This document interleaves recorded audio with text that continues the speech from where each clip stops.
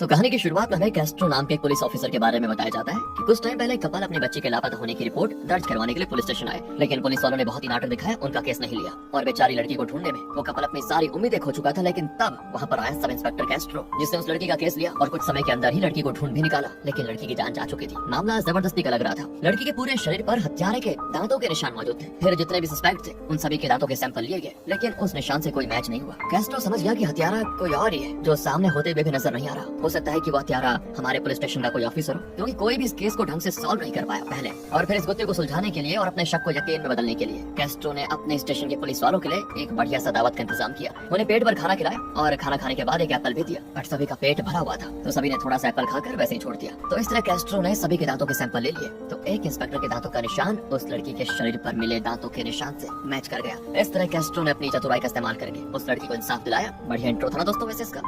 अब कैस्ट्रो के पास एक और केस आता है जिसमें एक बूढ़े कपल अपनी पोती दिव्या के लापता होने की रिपोर्ट दर्ज करवाने आए होते हैं। कैस्ट्रो तुरंत केस पर काम शुरू कर देता है। दिव्या की लास्ट लोकेशन जहाँ थी ना, सबसे पहले वो उसी जगह पर जाता है जहाँ उसको एक स्ट्रीट लाइट फूटी हुई दिखाई देती है और वहीं जमीन पर कई सारे कीड़े पड़े होते हैं। कुछ मर चुके थे तो कुछ जिंदा होते हैं, और जो जिंदा होते हैं वो आगे तक होते हुए पास के घर की ओर जा रहे होते हैं। उस घर की लाइट चालू थी, वो भी आधी रात को, और घर में कोई मौजूद भी नहीं होता, मानो किसी ने बहुत ही जल्दबाजी में घर को लॉक करके कहीं चला गया हो। ये सारी चीजें एनालाइज करके कैस्ट्रो अंदाजा लगाता है कि शायद दिव्या इस स्ट्रीट लाइट के पास खड़ी होगी और तब शायद किसी ने उस पर कीड़े फेंक दिए होंगे। पास ही के घर से कोई इंसान उसको सहारा देने आया होगा ताकि कीड़े वगैरह उसके ऊपर से भाग सके। और जब दिव्या घर के अंदर गई होगी तब तुरंत ही उसको बेहोश करके उसका अपहरण कर लिया गया होगा। जिसने भी ये किया है बहुत ही अच्छे प्लानिंग के साथ किया, मतलब कि वो दिव्या को जानता था। ये सारी चीजें सोच कर कैस्ट्रो तुरंत इस पूरे इलाके में नाकाबंदी लगवा देता है ताकि सारी गाड़ियां चेक की जा सके, इस उम्मीद में कि शायद दिव्या किसी गाड़ी में मौजूद हो। तब थोड़ी दूर एक नाकाबंदी पर एक ब्लू ओमनी गाड़ी आती है। ओमनी तो हमेशा से फेमस है अपहरण के लिए है, और ऐसा यहाँ भी होता है। दिव्या दोस्तों उसी ओमनी में होती है, और जैसे नाकाबंदी के बारे में उस ओमनी वालों को पता चलता है वो तुरंत ही कांस्टेबल पर गोली चला देते हैं और हो जाते हैं फरार। इस गोलीबारी में 3 कांस्टेबल की जान चली जाती है। कैस्ट्रो तुरंत मौका वारदात पर पहुंचता है जहां उसको एक बैरिकेड पर ब्लू पेंट लगा हुआ दिखाई देता है जो उसी ओमनी से निकल कर लग गया था। इसीलिए कैस्ट्रो आगे वाले नाके पर खड़े पुलिस वालों से कह देता है कि देखो कोई भी ब्लू गाड़ी दिखाई दे तुरंत उसको रुकवा लेना। लेकिन सामने से जवाब आता है कि अभी तक कोई भी ब्लू गाड़ी यहाँ से गुजरी नहीं है। कैस्ट्रो कहता है कि पक्का, इसका मतलब उन लोगों ने शॉर्टकट ले लिया। बीच में एक छोटा सा रास्ता है जो सीधे हाईवे से कनेक्ट होता है। वो ना हो दिव्या को लेकर वो बदमाश उसी रास्ते से गए होंगे, इसीलिए कैस्ट्रो भी उसी शॉर्टकट की ओर निकल पड़ता है। अब थोड़ी दूर आने के बाद उसको वो ओमनी दिखाई भी देती है, पर पीछे पुलिस वालों को देखकर ओमनी वाले वहाँ से भागने लगते हैं और थोड़ी दूर आने के बाद वो ओमनी रुका लेते हैं। तो कैस्ट्रो जब ओमनी चेक करता है तो उसमें कोई मौजूद नहीं होता, क्योंकि सभी पहले बाहर आ गए थे कैस्ट्रो को मारने के लिए। वो तुरंत ही कैस्ट्रो पर हमला शुरू कर देते हैं, पर कैस्ट्रो तो पहलवान है, वो बदमाश उसको क्या मारते हैं। कैस्ट्रो तो सभी को धूल चखाते हुए उनको मारता रहता है। मार कर पूछता है कि बताओ दिव्या कहाँ पर है। तो एक बदमाश कहता है कि हमें माफ कर दो साहब, हमने सिर्फ दिव्या का अपहरण पैसों के लिए किया था। किसी दूसरे बंदे ने हमें पैसे दिए थे दिव्या को उसको सौंपने के लिए, बस इसीलिए हमने दिव्या को उसके हवाले कर दिया। अब हमें नहीं पता कि दिव्या कहाँ पर है। कैस्ट्रो कहता है तुमने सिर्फ दिव्या का अपहरण नहीं किया बल्कि 3 कांस्टेबल की जान भी ली है, तुम्हें जीने का कोई हक नहीं है। इतना कहकर वो सभी बदमाशों पर पेट्रोल छिड़ककर आग लगा देता है, क्योंकि कैस्ट्रो बड़ा ही खतरनाक ऑफिसर है दोस्तों। इंसाफ में देरी होने से अच्छा वो सीधे एनकाउंटर कर देता है। तब कैस्ट्रो दिव्या को ढूंढने में लगा होता है कि कहाँ है वो। तभी कंट्रोल रूम में जीवा नाम का एक बंदा पुलिस वालों को फोन करके कहता है कि चेन्नई से कोयम्बटूर जाने वाली बस के अंदर एक लड़की के साथ गलत हो रहा है। वो बस का नंबर भी दोस्तों पुलिस वालों को बता देता है, लेकिन आगे वो कुछ कह पाता, फोन हो जाता है कट। ये खबर जैसे ही कैस्ट्रो को मिलती है उसे लगता है कि शायद वो दिव्या ही होगी, उसको ही पक्का बस में डालकर ले जाया जा रहा होगा। इसलिए कैस्ट्रो उस बस के पीछे लग जाता है और नाकाबंदी करके बस को रुकवा भी लेता है। और जब वो बस में सवार होता है तो वहाँ से सारे पैसेंजर्स घबराए हुए दिखाई देते हैं, क्योंकि उन्हीं पैसेंजर में एक सीट पर जीवा की लाश होती है। वही जीवा दोस्तों जिसने पुलिस को कॉल लगाया था। हैरानी वाली बात तो ये थी कि किसी ने देखा ही नहीं कि जीवा को किसने मारा और कैसे मारा, सब अनजाने में हो क्या, ऐसा इन लोगों का कहना होता है। ऊपर से बस में जीवा की गर्लफ्रेंड मीना भी शामिल होती है, उसको भी पता नहीं चला कि जीवा की हत्या कैसे हुई। बस में एक हथियार भी मिलता है जिसमें खून लगा होता है। कैस्ट्रो भी जीवा की लाश और हथियार को टेस्ट के लिए भेज देता है आगे, ताकि उसके बारे में और जानकारी निकाल पाए। फिर वो एक एक करके सभी पैसेंजर से पूछताछ करने के लिए उन्हें पुलिस स्टेशन लेकर आता है, ताकि जान सके कि आखिर सभी पैसेंजर्स ऐसे किस नशे में थे कि बस में इतना कुछ हो गया और किसी को कुछ पता ही नहीं चला। पैसेंजर का कहना होता है कि दिव्या नाम की कोई लड़की बस में सवार ही नहीं हुई थी। फिर कंडक्टर और बस ड्राइवर से पूछताछ करने और बस में सवार पैसेंजर की लिस्ट चेक करने के बाद कैस्ट्रो को पता चल जाता है कि जाननी नाम की एक लेडी मिसिंग है, जिसने इसी बस का टिकट बुक किया था, और जीवा ने भी नंबर इसी बस का बताया था जब उसने फोन किया था। लेकिन कंडक्टर ने जाननी के नाम को क्रॉस करके रखा होता है। तो कैस्ट्रो से पूछता है कि क्या कारण है इसका। वो बताता है कि सर बस शुरू होने का टाइम 8 बजे का था, हमने आधा घंटा और इंतजार किया जाननी के लिए, लेकिन वो आई नहीं, इसलिए हम बस लेकर निकल गए और जाननी का नाम क्रॉस कर दिया हमने, क्योंकि जाननी बस में थी ही नहीं। अब कैस्ट्रो बस में मौजूद और भी लोगों से बारी बारी पूछताछ करता है। तब एक महिला डॉक्टर जो बस में मौजूद होती है वो कहती है बस में कंडक्टर और जीवा के बीच हाथापाई हुई थी, क्योंकि बस में एक प्रेग्नेंट महिला सवार थी। तबियत खराब होने की वजह से उसने बस में वोमिट कर दिया था। तो कंडक्टर उस महिला पर चिल्लाने लगा, जो देखकर जीवा ने कंडक्टर से बहस कर दी और ये बहस हाथापाई में उतर आई। हो सकता है कंडक्टर ने ही जीवा को गुस्से में मार दिया हो। कैस्ट्रो फिर जब इसके बारे में कंडक्टर से सवाल करता है तो वो भी यही कहता है कि सर जी लड़ाई हुई थी, लेकिन वो छोटी सी बात थी, इसलिए मामला वहीं पर खत्म हो गया। इतनी सी बात के लिए मैं किसी को क्यों मारूंगा बताइए। इसके बाद कैस्ट्रो पूछताछ के लिए मीना को बुलाता है, जो अभी भी सदमे में होती है। कैस्ट्रो पूछता है कि आखिर उस समय तुम कहाँ थी जब जीवा की हत्या हुई। मीना कहती है वो प्रेग्नेंट महिला अकेली थी और काफी तकलीफ में थी, तो जीवा से कहकर मैं उसी की सीट पर चली गई थी ताकि उस महिला को थोड़ा सहारा दे सकूं। इसलिए मुझे पता ही नहीं चला कि किसने जीवा को मार दिया। अब कैस्ट्रो मीना से जीवा और उसके रिलेशनशिप के बारे में भी पूछता है, क्योंकि मीना पैसेंजर बता रहे थे कि तुम दोनों काफी घबराई हुई हालत में बस में चढ़े थे। तब मीना कहती कि सर, मैं और जीवा एक ही कॉलेज में पढ़ते थे और एक दूसरे को पसंद ही करते थे। जीवा गरीब घर का लड़का था। उसने हिम्मत जुटाकर मेरे परिवार वालों से हमारे रिश्ते की बात भी की, लेकिन मेरे घर वाले इस चीज के लिए राजी नहीं हुए और मार मार कर उसको घर से निकाल दिया, ये कहते हुए कि आइंदा मीना के आसपास भी भटका तो जीवित नहीं बचेगा। इतना ही नहीं, उन्होंने मेरी शादी भी किसी और के साथ तय कर दी थी और तब हमने फैसला किया कि घर छोड़कर भाग चलते हैं। उसी दिन मैं घर से भागकर जीवा के साथ उस बस में सवार हो गई थी। मुझे क्या पता था कि मेरा ये कदम जीवा को हमेशा हमेशा के लिए मुझसे दूर कर देगा। पता नहीं, हो सकता है कि कहीं मेरे परिवार वालों ने ही जीवा को मरवा न दिया हो। गई थोड़ी देर के बाद फॉरेंसिक डॉक्टर कैस्ट्रो को फोन करके बताती है कि जीवा की जान गले पर किसी हथियार से हमला करने की वजह से गई है। उसी के साथ साथ जो हथियार आपको बस में मिला था उस पर मिला फिंगरप्रिंट गुरु नाम के पैसेंजर से मैच हो गया है। सुनते ही कैस्ट्रो गुरु को सभी पैसेंजर में से ढूंढकर पहले तो बहुत मारता है कि आखिर तूने जीवा को क्यों मारा। तो गुरु बताता है कि साहब, हाँ ये बात सच है कि मैं जीवा को मारना चाहता था और उसे मारने ही मैं बस में सवार हुआ था, लेकिन जब मैं उसे मारने गया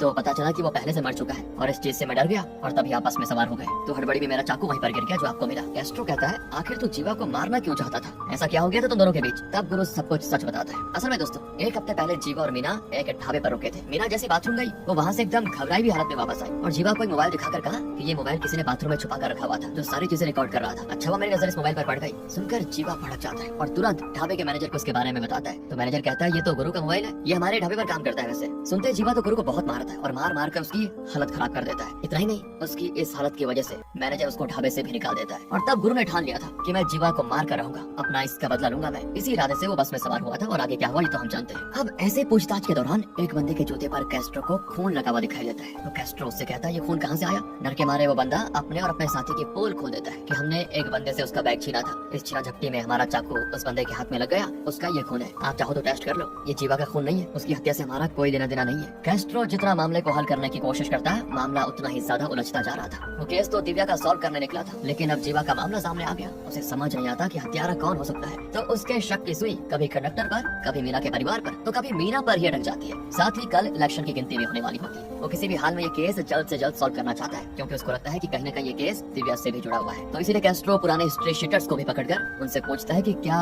उनमें से किसी ने दिव्या का अपहरण किया या फिर किसी ने जीवा को मारा, लेकिन इसका भी कोई फायदा नहीं होता। तभी एक पुलिस वाला कैस्ट्रो को फोन करके बता देता है कि एक रेड ओमनी नाकाबंदी तोड़कर आगे भाग गई है। ये सुनने की देरी थी कि कैस्ट्रो तुरंत लोकेशन निकलकर ओमनी के पीछे बढ़ जाता है और काफी देर तक पीछा करने के बाद उसको वो ओमनी एक जगह पर खड़ी दिखाई देती है। पुलिस वाले तुरंत उस ओमनी को चेक करते हैं, जिसके अंदर एक लड़की बेहोश हालत में पड़ी होती है, जिसकी हालत बहुत ज्यादा खराब थी। और ऐसे में दोस्तों, ये लड़की कोई और नहीं बल्कि चांदनी है, जिसको जीवा ने देखा था बस के अंदर जबरदस्ती होते हुए। कैस्ट्रो को जब इसके बारे में पता चलता है तो वो पहले तो हैरान होता है कि चांदनी के पास बस की टिकट है, लेकिन वो बस में सवार नहीं हुई। फिर इसको कोयम्बटूर में कैसे फेंका गया? पैसेंजर का तो कहना था कि ये बस में सवार हुई नहीं, तो चांदनी को वापस घर चले जाना चाहिए था ना। पर जीवा तो ये कहते हुए मर गया कि उसने बस में चांदनी के साथ गलत काम होते हुए देखा था। उस बस का नंबर भी उसने दिया था जिसमें वो खुद सवार था। तो क्या चीज है ये? कैस्ट्रो का दिमाग हो जाता है खराब। वो फिर कंडक्टर से पूछता है, क्या ये बस बीच में कहीं रुकी थी या बीच में कोई बस में चढ़ा था? तो कंडक्टर कहता है, नहीं, ऐसा नहीं हो सकता। अगर हम कहीं भी बस रोकते हैं तो बस के मालिक का तुरंत फोन आ जाता है, क्योंकि वो हमारी बस की लोकेशन देखता रहता है। हाँ, टोल वगैरह पर रुक जाती बस, उसके अलावा कहीं नहीं रुकती। कैस्ट्रो के दिमाग में ख्याल आता है कि कहीं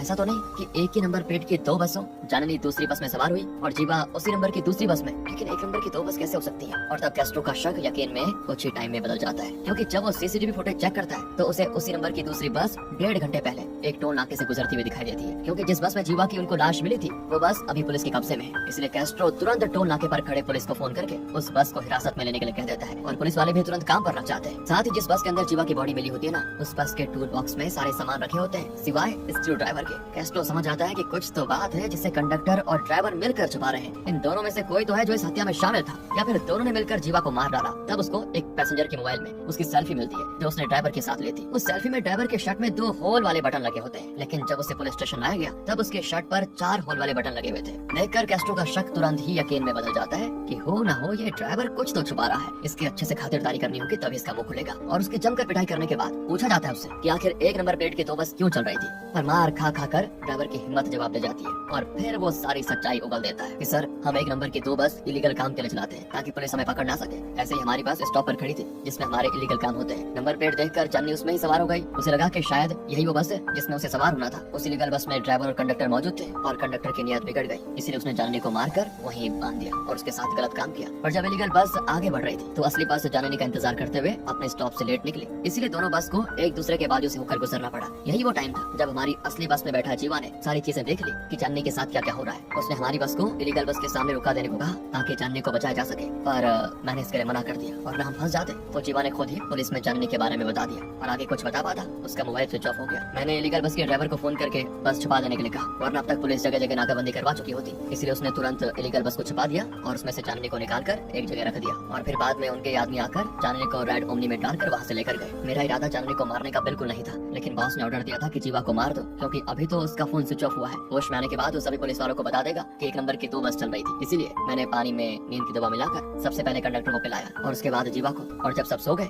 तो मैंने चुपके से जीवा के अंदर स्क्रू ड्राइवर को साकर मार डाला। कैस्ट्रो कहता है, आखिर तुम्हारा बॉस है कौन और क्या लेकर जा रहे थे तुम इलीगल बस के अंदर? ड्राइवर कहता है कि हमें नहीं पता सर, हमारा बॉस ही बस में इलीगल सामान डालता है, हमें तो बस सामान बताई जगह पर पहुंचाना होता है। सुनकर कैस्ट्रो का दिमाग घूम जाता है। वो कांस्टेबल को गन देकर कहता है, अगर ये अपने बॉस के बारे में नहीं बताता इसे शूट करके मार देना अभी के अभी। लेकिन इससे पहले कि वो कुछ बता पाता, हवालात में मौजूद एक आदमी ड्राइवर को शूट करके मार देता है और कैस्ट्रो को भी मारने की कोशिश करता है, लेकिन कांस्टेबल सही समय रहते उसे शूट कर देता है, क्योंकि असल में वो आदमी बॉस का ही बंदा था, जिसने अपने आदमी को बोल के रखा हुआ था कि अगर हमारा कोई भी आदमी अगर किसी के सामने मुंह खोलने की कोशिश करेगा तो उसे तुरंत मार देना। तो वही पुलिस वालों को वो बस जंगल में खड़ी दिखाई देती है, जिसके अंदर उनको इलीगल बस का वो ड्राइवर और कंडक्टर की लाशें मिलती है दोनों। ये बात तो साफ है कि जो भी बॉस है वो बहुत ही पावरफुल आदमी है, जिसके बंदे चारों तरफ फैले हुए हैं। अब उसे कैसे भी करके हिरासत में लेना ही होगा। तो दोस्तों, कैस्ट्रो एक अल्फा नाम से टीम बनाता है। वो इसी चीज पर नजर रखेंगे कि शहर में कौन क्या चीजें लेकर जा रहा है, क्योंकि कैस्ट्रो का मानना ये होता है कि जो भी बस में सामान था उसको वो बॉस कहीं न कहीं तो लेकर जा ही रहा होगा। तो सभी पुलिस वालों को ड्रोन की मदद से एक एम्बुलेंस दिखाई देती है जो हॉस्पिटल के बजाय कहीं और ही जा रही होती है, और एक बाइक वाला उसको डायरेक्शन दे रहा होता है। तो कैस्ट्रो भी उसी एम्बुलेंस का पीछा करने लगता है, और जब वो उस जगह पर आता है ना जहाँ एम्बुलेंस रुकी होती है,